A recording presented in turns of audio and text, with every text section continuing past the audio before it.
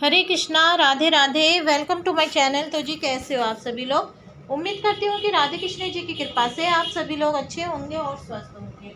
तो जी आज की वीडियो में हम जानेंगे श्रीमद् भगवद गीता के 10वें अध्याय का महात्म्य। भगवान शिव कहते हैं, सुंदरी अब तुम दशम अध्याय के महात्म्य की परम पावन कथा सुनो, जो स्वर्ग रूपी दुर्ग में जाने के लिए सुंदर सोपान और प्रभाव की चरम सीमा है। काशीपुर में धीर बुद्धि नाम से विख्यात एक ब्राह्मण था, जो मुझ में प्रिय नंदी के समान भक्ति रखता था। वे पावन कार्तिकेय अर्जन में तत्पर रहने वाला, शांति चित और हिंसा, कठोरता एवं दुस्साहस से दूर रहने वाला था। जितेंद्रिय होने के कारण वे निवृत्ति मार्ग में ही स्थित रहता था। उसने वेद रूपी समुद्र का पार पा लिया था। वे संपूर्ण शास्त्रों के तात्पर्य का ज्ञाता था। उसका चित्त सदा मेरे ध्यान में संलग्न रहता था। वे मन को अंतर्यात्मा में लगाकर सदा आत्म तत्व का साक्षात्कार करता था। अतः जब वे चलने लगता, तब मैं प्रेम वश में उसके पीछे दौड़ दौड़ कर उसे हाथ का सहारा देता रहता था। ये देखकर मेरे पार्षद धिकटिरिट ने पूछा, भगवान इस प्रकार भला किसने आपका दर्शन किया होगा। इस महात्मा ने कौन सा तप होम अथवा जप किया है, किसे हम आप ही पद पद पर इसके हाथ का सहारा देते चलते हैं। धिकटिरिट का ये प्रश्न सुनकर मैंने इस प्रकार उत्तर देना आरंभ किया।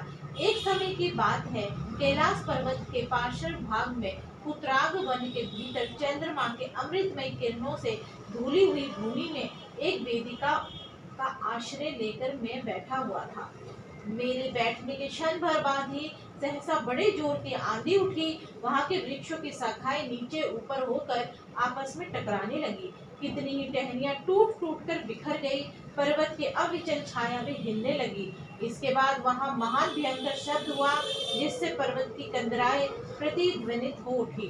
तदंतर आकाश से कोई विशाल पक्षी उतरा, जिसकी कांति काले मेघ के समान थी। वह कंजल की राशि, अंधकार के समूह अथवा पंख कटे हुए काले पर्वत सा जान पड़ता है। पैरों से पृथ्वी का सहारा लेकर उस पक्षी ने मुझे प्रणाम किया और एक सुंदर नवीन कमल मेरे चरणों में रखकर स्पष्ट वाणी में स्तुति करनी आरंभ कर दी। पक्षी बोला, देव आपकी जय हो। आप चिदनानमयी, सुधा के सागर तथा जगत के पालक है। सदा सद भाव से युक्त एवं अनाशक्ति की लहरों से उल्लसित है। आपके वैभव का कहीं अंत नहीं है। आपकी जय में अद्विता वासनास से परिपूर्ण बुद्धि के द्वारा आप त्रिवेदी मूलों से रहित है। आप जितेंद्रिय भक्तों के अधीन रहते हैं तथा ध्यान में आपके स्वरूप का साक्षात्कार होता है। आप अविद्यामयी, उपाधि से रहित, निमित्त, नित्य मुक्त, निराकार, निरामय, असीम, अहंकार शून्य, आवरण रहित और निर्गुण है। आपके चरण कमल शरणागत भक्तों की रक्षा करने में प्रवीण है। अपने भयंकर ललाट रूपी महाशर्प की विष ज्वाला से आपने कामदेव को प्रसन्न किया है। आपकी जय हो। आप प्रत्येक साधि प्रमाणों से दूर होते हुए भी प्रमाण में है। आपको बार बार नमस्कार है। चैतन्य के स्वामी तथा त्रिभुवन रूपधारी आपको प्रणाम है। मैं श्रेष्ठ योगियों द्वारा चुंबित आपके उन चरण कमलों की वंदना करता हूँ, जो अपार भव पाप के समुद्र से पार उतारने में अद्भुत शक्तिशाली है। महादेव साक्षात बृहस्पति भी आपकी स्तुति करने की चेष्टा नहीं कर सकते हैं। सहस्त्र मुखों वाले नागराज शेष में भी इतनी चातुरी नहीं है कि वे आपके गुणों का वर्णन कर सके। फिर मेरे जैसे छोटी बुद्धि वाले पक्षी की तो विसात ही क्या है। उस पक्षी के द्वारा किए हुए इस सूत्र को सुनकर मैंने उससे पूछा, विहंगम तुम कौन हो और कहाँ से आए हो। तुम्हारी आकृति तो हंस जैसी है, मगर रंग कोए का काला है, कोए का काला रंग मिला है। तुम जिस प्रयोजन को लेकर यहाँ आए हो उसे बताओ। पक्षी बोला, देवेश मुझ ब्रह्म जी का हंस जानिए। दुष्रेते, जिस कर्म से मेरे शरीर में इस समय कालिमा आ गई है उसे सुनिए। प्रभु यद्यपि आप सर्वज्ञ है, अतः आपसे कोई भी बात छिपी नहीं है। तथापि यदि आप पूछते हैं तो बतलाता हूँ। सौराष्ट्र सूरत नगर के पास एक सुंदर सरोवर है, जिसमें कमल लहलाते रहते हैं। उसी में बाल चंद्रमा के टुकड़े जैसे श्वेत मृणालों के ग्रास लेकर बड़ी तीव्र गति से आकाश में उड़ रहा था। उड़ते उड़ते सहसा वहां से पृथ्वी पर गिर पड़ा। जब होश में आया और अपने गिरने का कोई कारण ना देख सका तो मन ही मन सोचने लगा, ओ ये मुझ पर क्या हो गया, आज मेरा पतन कैसे हो गया, पके हुए कपूर के समान मेरे श्वेत शरीर में ये कालिमा कैसे आ गई। इस प्रकार विस्मित होकर मैं अभी विचार ही कर रहा था कि उस पोखरी के कमलों में से मुझे एक वाणी सुनाई दी, हंस उठो, मैं तुम्हारे गिरने और काले होने का कारण बताती हूँ। तब मैं उठकर सरोवर के बीच में गया और वहां 5 कमलों से युक्त एक सुंदर कमलिनी को देखा। उसको प्रणाम करके मैंने प्रदक्षिणा की और उनसे अपने पतन का सारा कारण पूछा। कमलिनी बोली, कल हंस तुम आकाश मार्ग से मुझे लांग कर गए, उसी के पात के परिणाम स्वरूप तुम्हें पृथ्वी पर गिरना पड़ा है तथा उसी के कारण तुम्हारे शरीर में कालिमा दिखाई देती है।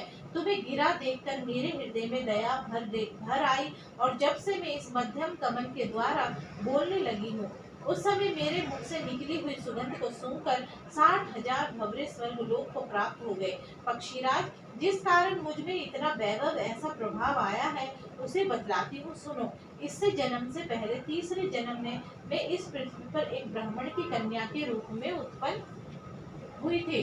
उस समय मेरा नाम सरोज वंदना था। मैं गुरुजनों की सेवा करती हुई सदा एकमात्र पातिव्रत्य के पालन में तत्पर रहती थी। एक दिन की बात है, मैं एक मेना को पढ़ा रही थी। इससे पति सेवा में कुछ विलम्ब हो गया। इससे पति देवता कुपित हो गए और उन्होंने शाप दिया, पापिनी तू मेना हो जा। मरने के बाद यद्यपि मैं मैना हुई, तथापि पतिव्रते के प्रसाद से मुनियों के ही घर में मुझे आश्रय मिला। किसी मुनि कन्या ने मेरा पालन पोषण किया। मैं जिनके घर में थी वे ब्राह्मण प्रतिदिन प्रातः काल विभूति योग नाम से प्रसिद्ध गीता के 10वें अध्याय का पाठ करते थे और मैं उस पापहारी अध्याय को सुना करती थी। विहंगम काल आने पर मैं मैना का शरीर छोड़कर 10वें अध्याय के महात्म्य से स्वर्गलोक कर्म अप्सरा हुई। मेरा नाम पद्मावती हुआ और मैं पद्मा की प्यारी सखी हो गई। एक दिन मैं विमान से आकाश में विचर रही थी। उस समय सुंदर कमलों से सुशोभित इस रमणीय सरोवर पर मेरी दृष्टि पड़ी और इसमें उतर के जो ही मैंने जल क्रीड़ा आरंभ की तो ही दुर्वासा मुनि आ थमके। उन्होंने वस्त्रहीन अवस्था में मुझे देख लिया और उनके भय से मैंने स्वयं ही एक कमलिनी का रूप धारण कर लिया। मेरे दोनों पैर 2 कमल हुए, दोनों हाथ भी 2 कमल हो गए और शेष अंगों के साथ मेरा मुख भी एक कमल हुआ। इस प्रकार मैं 5 कमलों से युक्त हुई। मुनिवर दुर्वासा ने मुझे देखा। उनके नेत्र क्रोधाग्नि से जल रहे थे। वे बोले, पापिनी तू इस रूप में 100 वर्षों तक पड़ी रही है। ये शाप देकर क्षण भर अंतर्धान हो गए। कमलिनी उन्हीं पर विभूति योग्याध्याय के महात्म्य से मेरी वाणी लुप्त नहीं हुई है। मुझे लांघने मात्र के अपराध से तुम पृथ्वी पर गिरे हो। पक्षीराज, यहाँ खड़े हुए तुम्हारे सामने ही आज मेरे शाप की निवृत्ति हो रही है, क्योंकि आज 100 वर्ष पूरे हो गए हैं। मेरे द्वारा गाए जाते हुए उस उत्तम अध्याय को तुम भी सुन लो। उसके स्वर्ण मात्र से तुम भी आज ही मुक्त हो जाओगे।